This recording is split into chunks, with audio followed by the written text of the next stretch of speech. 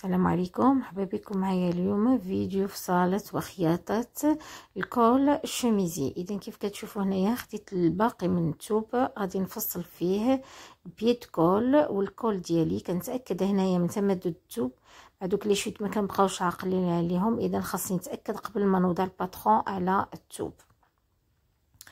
من بعد ما نابانغلي الباترون على الطرف نتاع الثوب حتى حاجه ما نضيعوها، كنقادها مزيان، كناخذ سنتيمتر ديال الخياطه اللي غادي نخيطوها عليها.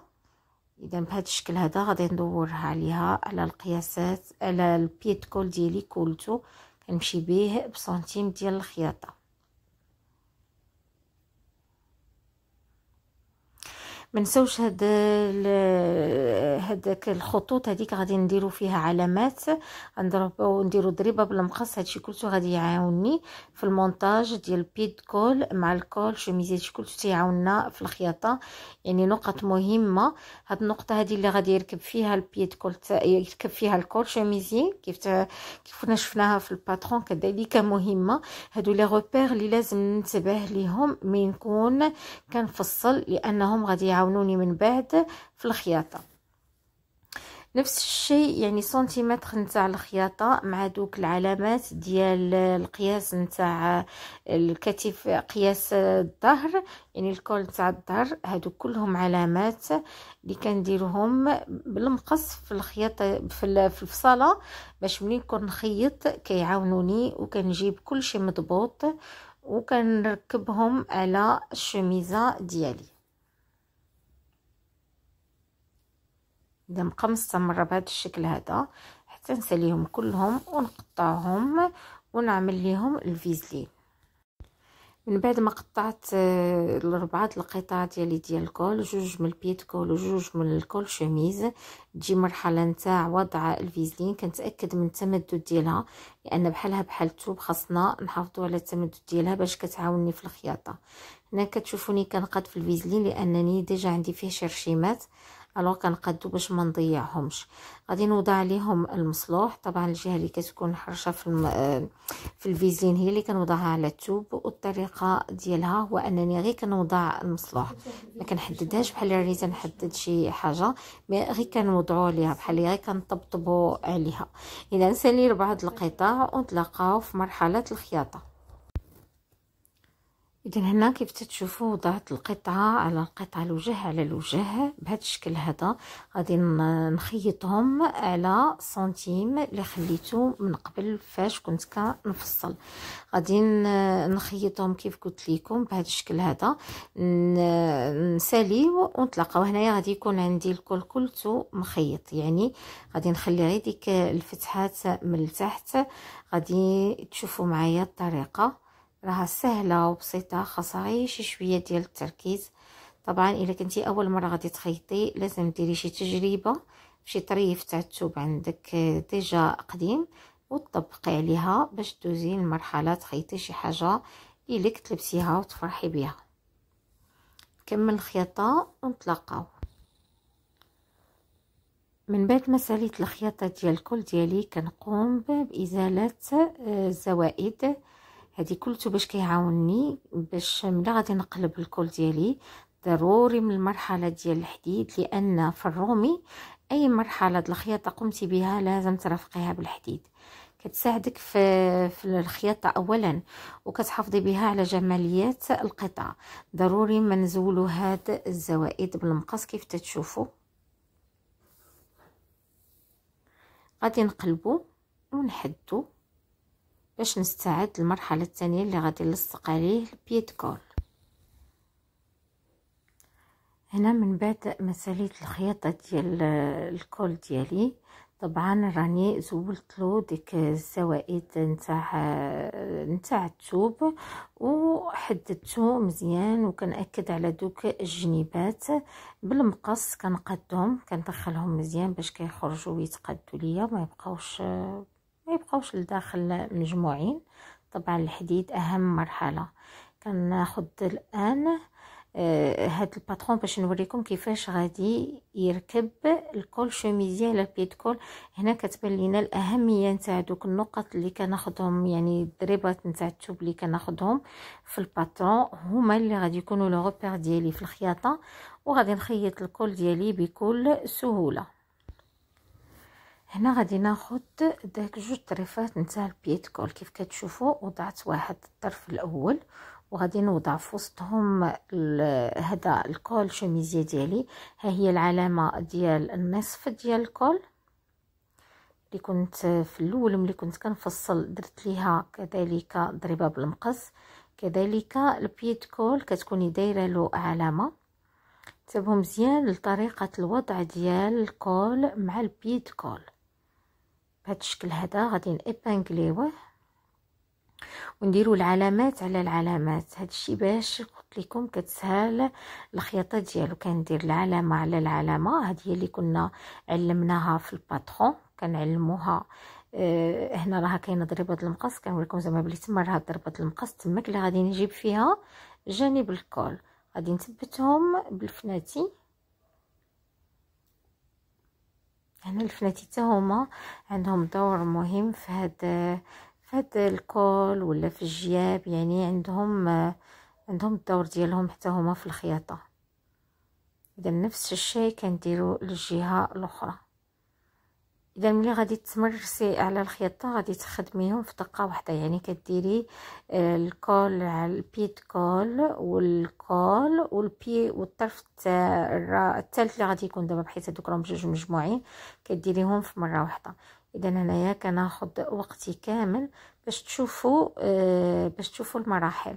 تعمدت انني نقطع الصوت باش نقطع بعض المراحل اللي شفتها هي صراحه مهمه للمبتدئات، ولكن راني وضحتها كلها هكا شفويا وباش ما يجيش الفيديو طويل وتملوا منه بزربه.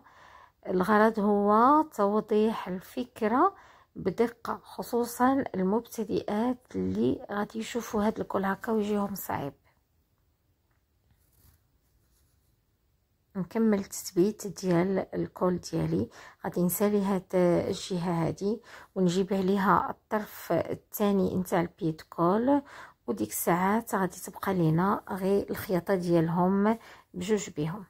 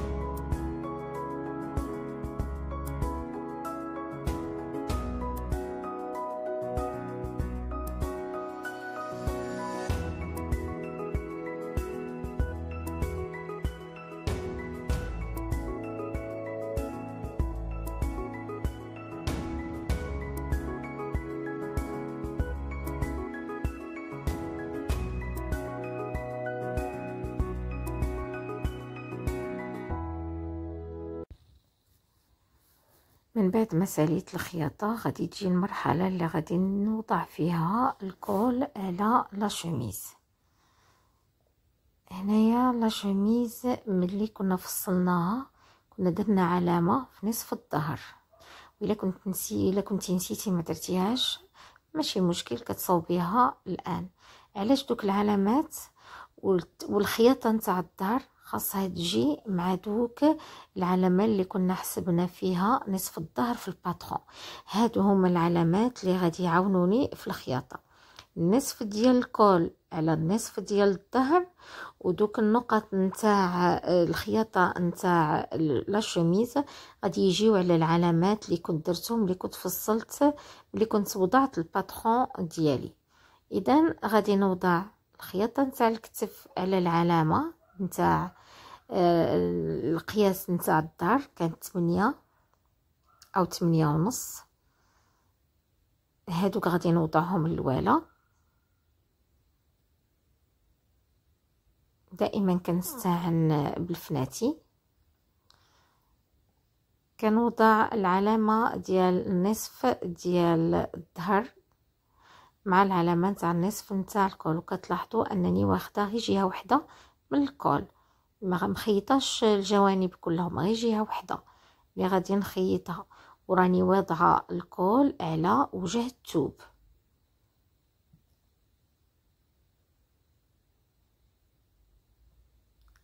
هنايا فين بغيت انايا الخياطه تكون، هذيك هي ديك التثنيه نتاع 4 على 4. وها علاش خليت السنتيمتر نتاع الخياطه بهذا الشكل هذا. غادي نخيط وغنولي ندرق داك العيب.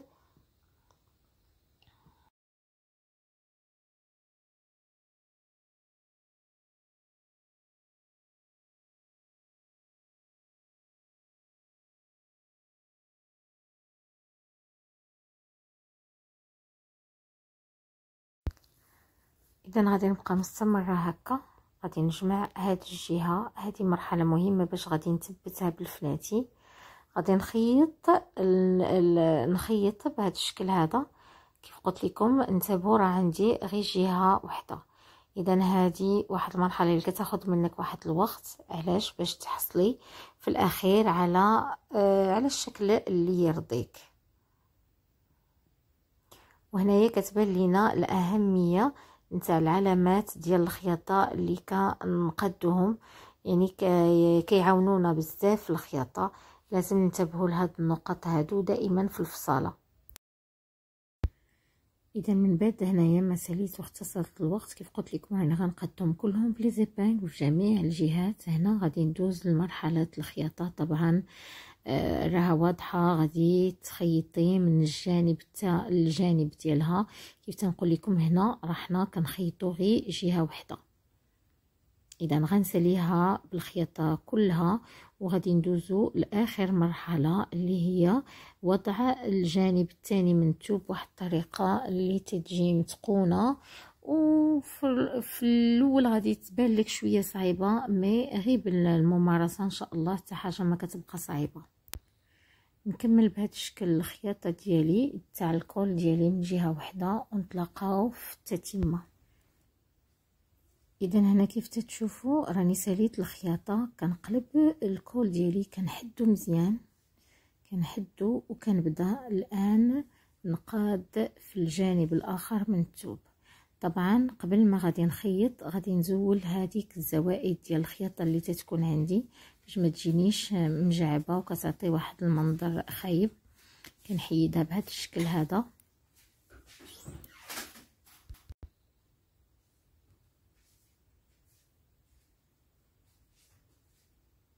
كنحضي مع الثوب لا نبقى نقطع شي حاجه.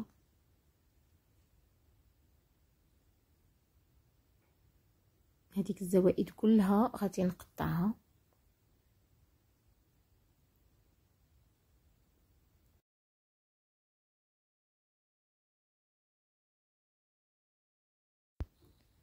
هنايا كتبقى ليا المرحله ديال وضع الجانب الثاني من الثوب. كنطلع هذاك اللي كان باقي ليا كنطلعو، كنستعن بالحديده،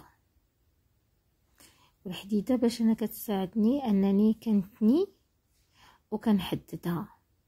انا كنتني في الثوب وميم طون خدامه بالحديد، كنتني الثوب داك الشكل هذاك. علاش؟ حيت غادي يقتل الثوب غادي يقتلو، غادي يرجعو ساهل في الخياطه.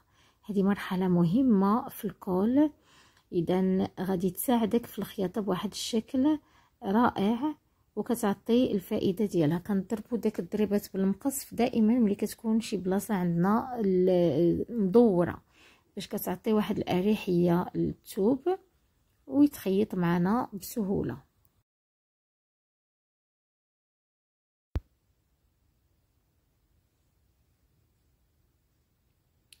هنا من بعد ما تنيتو ومن بعد ما حددتو وكنتاكد من الخدمه ديالي، كتلاحظوا انني غادي نخيط في الظهر ديال الثوب، ما غاديش نخيط على الوجه، غادي نخيط على الظهر ديال الثوب.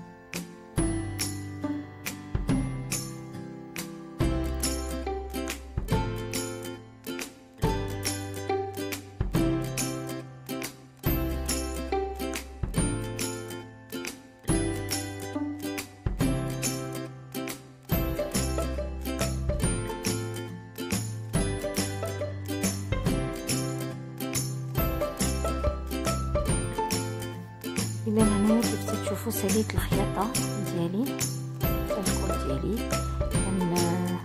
كنزول داك الخيوط اللي تيكونوا باقيين، وندير واحد المراقبه بسيطه الجوانب تاع الكول كيف الكول كيف مشى. اذا كيف تشوفوا تيجي رائع وتيجي متيول كيف تيقولوا. تبقى ليا العطفه تقدر تصوبها بهذه الطريقه او تقلبيها، وانا كنفضل انني نقلبها افضل. اذا هنا غادي نشوفوا الطريقه ديال الخدمه ديالها. اذا كيف كتشوفوا كنتني بهذا الشكل هذا، يعني وجدتها ودابا نوري لكم كيفاش صوبتها من الجهه الاخرى. اذا كنتنيها معكم هنا باش تشوفوا كيفاش غادي تجي بطريقه رائعه احترافيه، يعني كتشوفيها في الملابس الجاهزه. كتزولي ديك الزوائد نتاع الثوب نفس الطريقه اللي كنصاوبوا الدبلور نتاع المونطو باش كتجيني سهله في التنيه. كنزول حتى واحد الطرف ديال الزاويه القائمه اللي تيكون عندنا تما في الجنب. انا كاع هذاك الثوب اللي تيكون مجموع بداك الشكل ما تيعطيناش منظر زوين، كنقلبوه وكنقادو مزيان بالمقص ولا ستيلو ولا اي حاجه تستعني بها. ودابا غادي يكون جاهز باش غادي نخيطو على 2 سنتيمترات.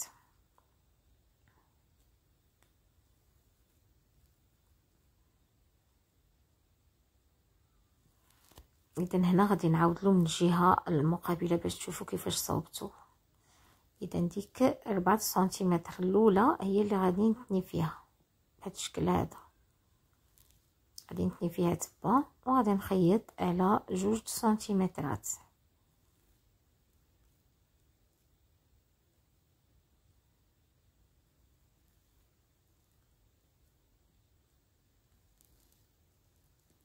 هنا ملي غادي نخيطهم بحال اللي وريتكم قبيلاتي، غادي نقطع ديك الزوائد نتاع الثوب